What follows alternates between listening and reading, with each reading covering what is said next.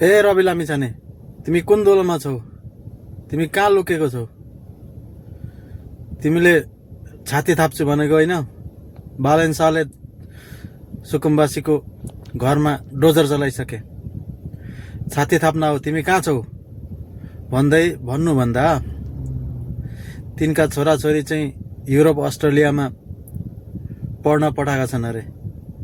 ती कुन सुकुम्बासी हुन् भन्नु पर्यो।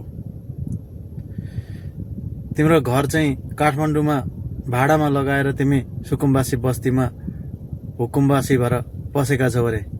तिमी कुन सुकुम्बासी हो भन्नु पर्यो। साँच्चै सुकुम्बासी जुन पीडित छन्, जसलाई चाहिँ खोला नालाले बगाएर चाहिँ मारिरहेको छ, तिनीहरूको लागि चाहिँ केही नबोल्ने तिमी कुन सुकुम्बासी हौ भन्नु चाहिँ पर्यो।